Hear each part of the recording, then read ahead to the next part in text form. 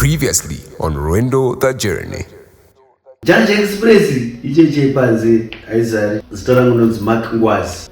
Chokwadi ndonzwa vamwe vachiti anoimba nyambo. Ini ndakaona sekuti kunyangwe pamacomments evanhu unonzwa munhu achiti usaimbe nyambo usatise. Chinhu chekutanga asati taenda panyambo ipapo. Kana chipa munhu kurudziro uye kana uchitsura munhu. Pazvinhu zvese zvatinoita chinoita kuti munhu azorasika apinde musango. Asi akatoudzwa chinhu chinobatsira inyaya yemaudzirwo.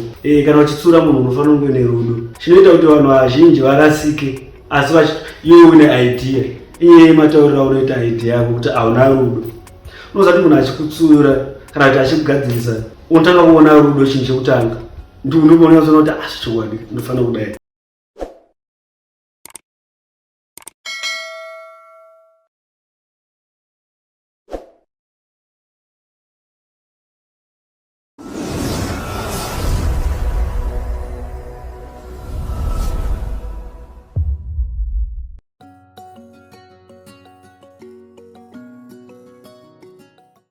Sarangu ndoitwa David Chivungura. Tinoimba nechikora chinonzi Extra Effort Band. Tinobva kushamba Madziwa Teachers College. Tinoimba musambo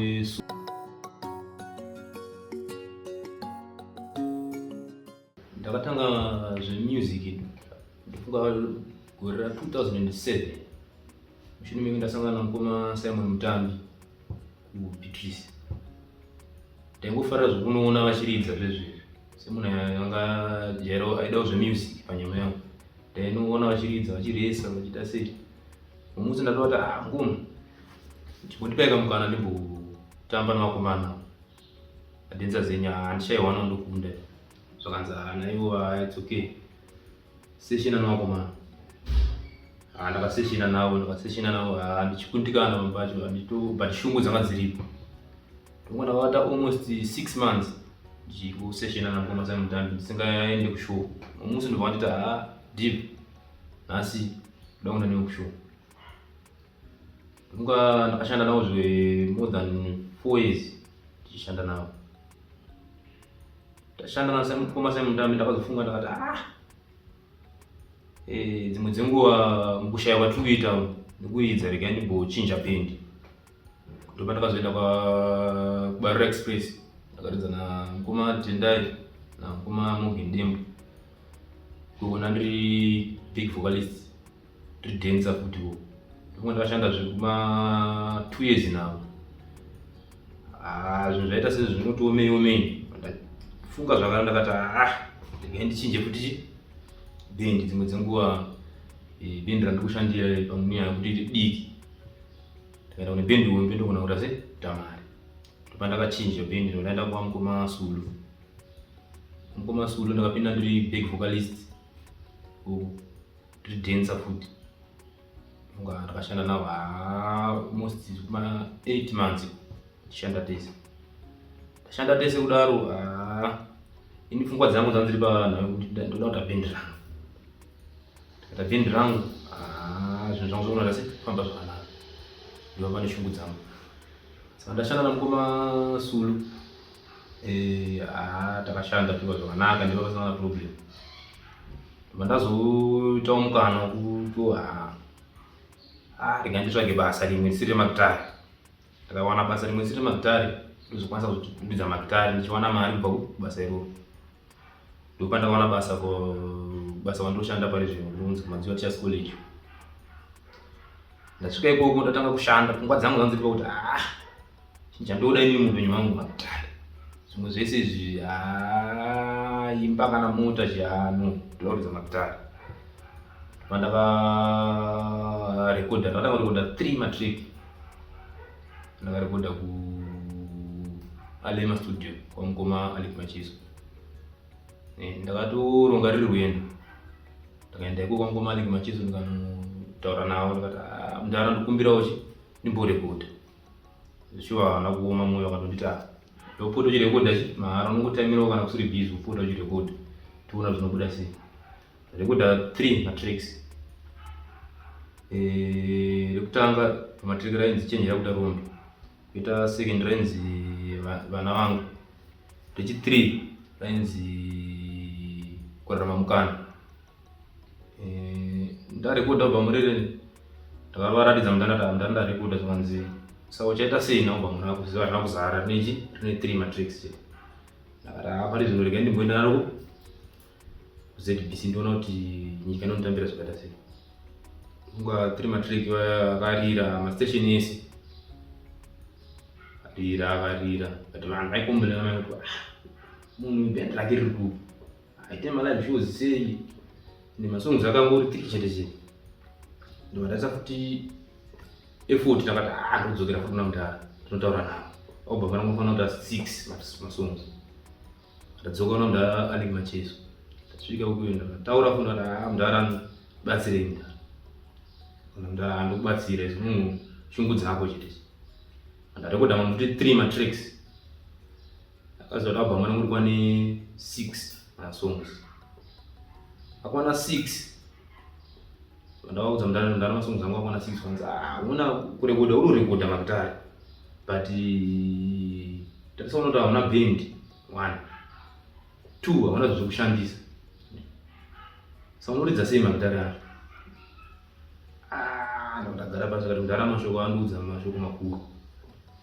vatanga kufunga kuti ndakatenga gitari rangu 1 besa munhu sematarira aita mudhara ndikunoda sei kutosumuka kana kuzowana pesirana nePSC murangu ndasvika pakuti ndakatenga gitari besa munhu ndotenga rimwe gitari besa munhu ndakatenga speaker besa munhu svika PSC murangu rakakwana ndese ndaraunga nditi kana PSC murakwana unozouya kumba undiudza kuti PSC murata sei rakwana ndinotaka kubatsira ndofunga PSC murangu ratokwana last month last week ndopa ndakaenda kuna mudhara ndakanotsanangura ndikati mudhara PSC murangu rata sei rakakwana wanditayo tobatsirana ipapo.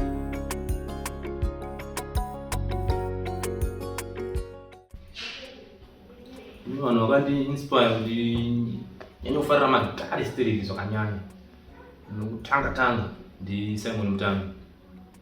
Simon Mutambi ndaiga naye mumba make achitichengeta.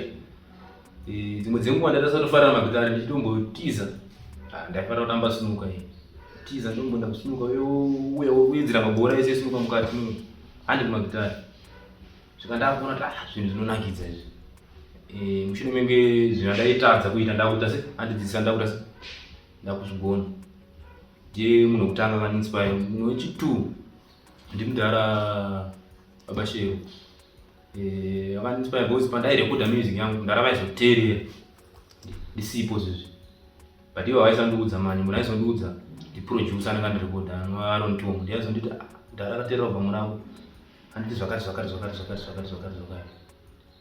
ndakanzwa kudaro ndaizoti shungu mai saka mudhara ari kutaura ndokwanisa kuramba ndiridza then ivo futi ndichisvika kwavari ndichivataurira nhau yangu kuti baba ndikukumbira kurekodha avairatidza kuomesa mwoyo vanonditi uyanguite se nekuti dzimwe dzenguva nemari ebhasi ndiende kumba vaitozondipa ndozvinhu zvakandipa shungu kuti ndikwanisa kubatsira vanhu vakadaro ndokunwa nemi ndite se ndirekodhi kana munhu achindipa studio hara magitari mushure mazvo undipa mari kuti ndidzokere kumba ndo ndichikundikana papi ndozvinhu zvakandipa shungu kuti ndisvike pandiri nhasi panapa.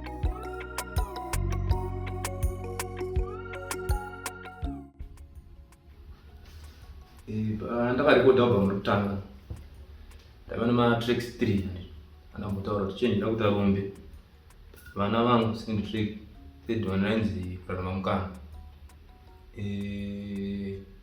chenjera kuita Rombe kambo kandakanyora ndichiedza kutsanangura nemukoma airasika kuita kwaiita kudhakwa kuita zvemabasa erima ndo radakutanga iroro kunzi chenjera kuita Rombe. Then the second one rainzi vana vangu ndakanyora nditasamarira mina tuita ari kuita vabereki vedu pari zvino kuti mubereki anenge ane vana akaendesa vana vake kuchikoro vamwe vatori kumhiri kwemakungo ari kuita mari kungonzwa nembiri kuti ningewe mwana waningi but amai kuno kumusha havana kana shangu chezezi havana nachekudya havana nabhuku vati kuti vatowana chokudya vanonge vatokumbira kumaraini. Ndopandaidza kutsanangura kuti kana tichinge taenda kwatinenge taenda tisakanganwa vabereki vakatibereka, nekuti dai pasina ivo dai tisiri patiri nhasi. Then rechi number 3 tonzi kurarama mukana. Ndaidza kutsanangura kuti ukaona kana mumwe wako achirwarirwa kana ukaona mumwe afirwa, hakusi kuda kwake, inguva inenge yaita inenge yakwana. Kana ukurarama unobva kuna Mwari, hakusi kugona kwedu.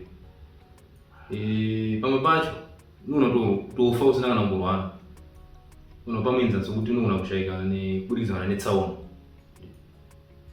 Utori murwendo kuenda kubasa, uchitodriva zvakanaka, uri kusaidhi kwako ende mota yako ine zvese zvakakwana, unotongorohwa nemwe mota watofira panzvimbo. Sandaidza kutsanangura kuti kurarama kwatinoita pasi zvinori mukana unobva kuna Mwari, hakusi kugona kwedu. Then pane mamwe 3 andakazopedzisira kurekodha. Pane one lines paukama, ndoranga risase title track paubhamu rangu. Paukama itrack yakanyora ndichiti zvoni vanhu veukama kana muchinge matadzirana, dzidzai kugara pasi muchionesana, angave mukoma kana munin'ino watadzirana naye. Musasvika pakuti munopesana vanhu veukama ndezvekuti musvika pakuti ninge kana mushakumba kwakandisviki, ninge kana pafoni nhamba dzanga handine nadzo. Dzidzai kuti kana muchinge matadzirana mudzoredzana kugara pasi paukama, zvinhu zvoenda mberi. Ndio ranga title track pa album rangu. Then the second one ranzi ndashaya zvandingaita. Ndaidza kutsanangura kuti ungamufadza sei munhu wenyama nyange ukaita zvakanaka zvinenge zvipi kwaari. Amboziva kuti afara here, nekuti kufara kwomunhu kuri mumwoyo, hakusi pameso. Munhu anongosekerera muchinge muita zvakanaka, asi mwoyo make umwe asina kufara naye. Umwe anokusekerera yeye mwoyo make akatokurongera hondo. Ndo zvandaidza kutsanangura patrack riro kuti zino irema. Dzimwe dzenguva unoona kuona munhu achifara newe, muchitamba mese, muchinwa mese, muchiswera mese, muchishanda mese, but mumwoyo make munhu anenge asikakufarira. Zvandaidza kutsanangura. Then ndapedza album iri yanga yakabaita 6 matrack. Ndafunga dzimwe pfungwa ndakati ndoda kudzoka futi mustudio. So far ndine album randakapedza kurekodha last week, ne 6 matracks akakwana yese. Runzi kuitira mangwana ndo zita realbum randakapa album rangu. Ndofunga ndakapedza kurekodha last week, zvikazvikwana next week ndinenge rapedza kumaster, ndinenge rakutowanika pamberi. Rine 6 matracks. Kekutanga kanonzi uchengete vana, kechi2 kanonzi imba inorema, kechi3 kanonzi anopa, kechi number 4 kanonzi runako, kechi number 5 kanonzi simba bhora. Aka ndakaimbira timu yedu yekushamba yebhora. Ndifunga ndingachitaura nezvebhora. Netimu inonzi simba bhora. Amuchakanzwa ndike napo. Then kechi number 6 kanonzi sinyoro. Katengera kwana album rakadaro 2023.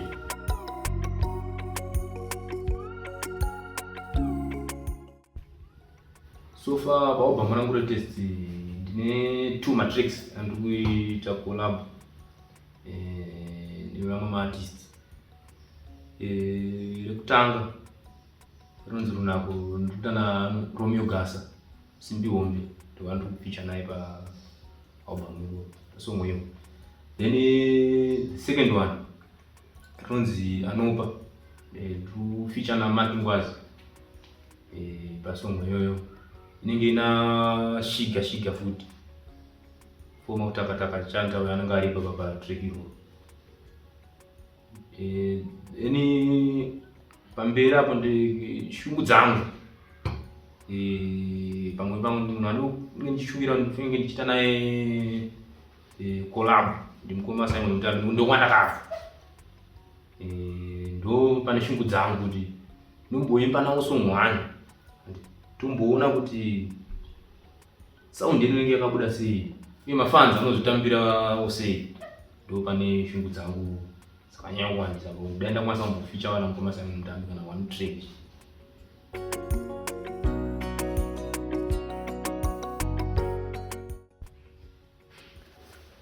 Chikwata che-extra effort chakamira chakadai, ma-lead vocals ne-bass. Ndini ndinotema ma-lead vocals ne-bass. Vanhu vakwana vanonzwa kuti diva. Then pa-lead pane mukomana unonzi Innocent Nyamumbari.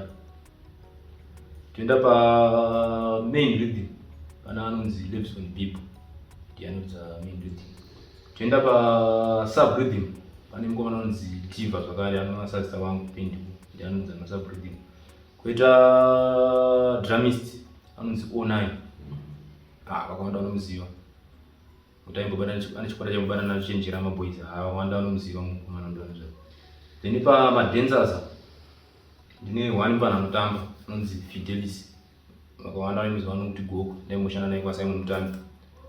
Then poita anonzi Chamu, ndiye mumwe anotamba achiita ma-backing vocals. Tini takakwana takadaro. So far ndomamirira kata bendi.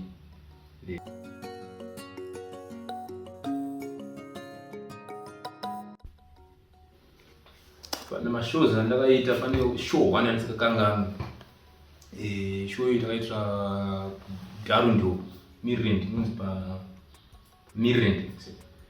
Show iyi handipenda kaikangana nokuti bendi yakachangotanga ipapo. Takangoti akumana kudaunridza show. Madza ipapo watotipa mari akumana yembese muridze ndavana wakatimirira zvemashow kuti vakomana vari kuuya.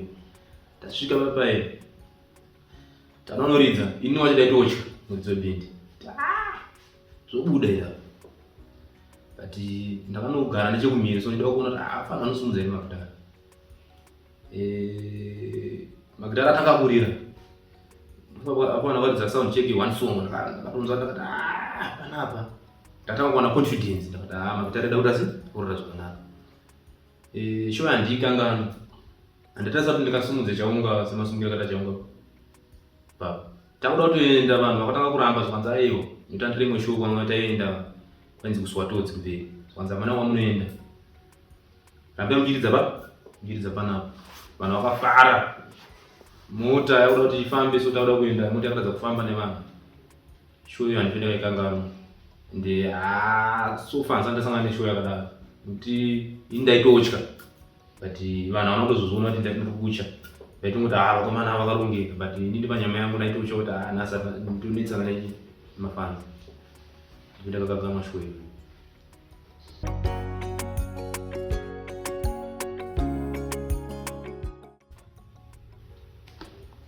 Ndiri pfungwa dzekuti panopera makore kana 3 kana 5 mberi ko ndofanira kuratidza musiyano wandakatangira, nekuti makatarisa ndakatanga ndichirekodha 3 matrack.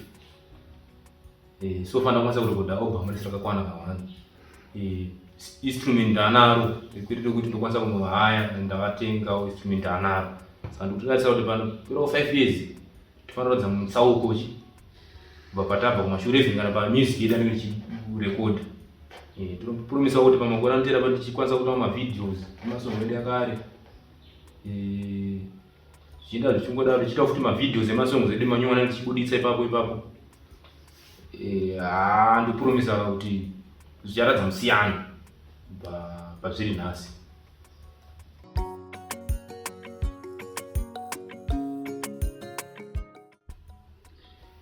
Besides kuimba nekutamba ndinoridza futi bass guitar. Ndofunga pa-album rangu nyowani ndakarekodha 3 matracks. Muchangorinzwawo kuti anenge akamira sei, but bass ndakwanisa sei kuridza. Then madrums futi, madrums ndakadzidzira ndiCobra Kings, madrums ndoridza futi.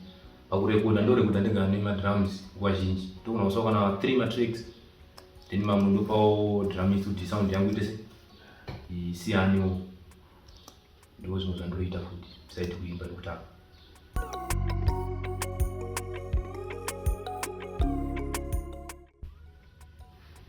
Advice yangu yandiropa kune vachangoda kupinda munhau dzemumhanzi ndeyekuti makutare anoda kushinga. Makutare haade pride, anoda kuzvininipisa. Chausingagoni dzidziswa, angava mushando wako chaiwo waunoridza naye, anogona kukupa zivo ukatoenda mberi. Ukasangana namakuru vari munhau dzemumusic vari kuridza vava hombe, dzidzawo kutaura navo zvakanaka uchibvunzawo maadvice. Ndofunga zvinogona kubatsira. Makutare haade munhu anoti inini ndoziva, haade izvozvo. Ada munhu ari hambo, chininipisa pane vamwe, unobatsirika. Chinhu chausingagoni ukaratidza kuti hauzive uchibvunzawo ruzivo kune vamwe.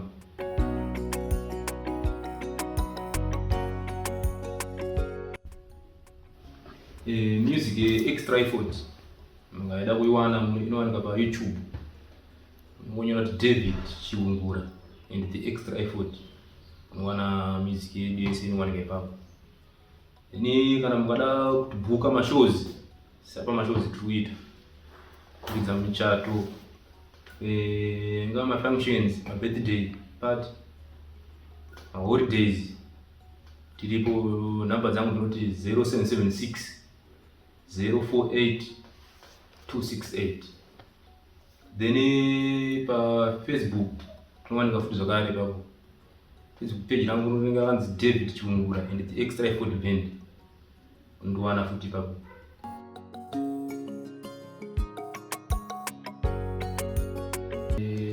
Tanga mudaonya kutenda pamunhau dzemusic ndobatsira nyange zvakaoma zvakadii.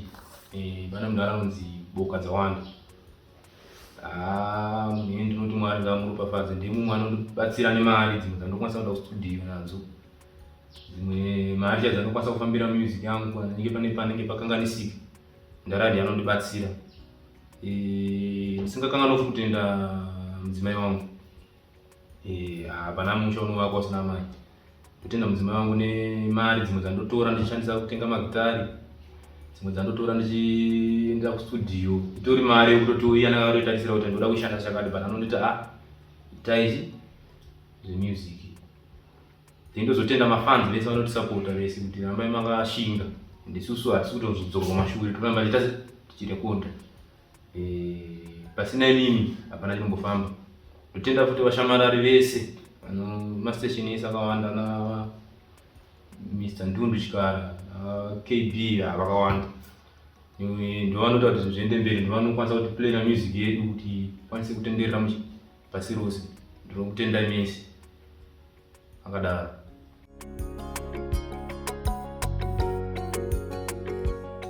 Ndinokutendai nekunge muchiona chirongwa ichocho Rwendo the Journey.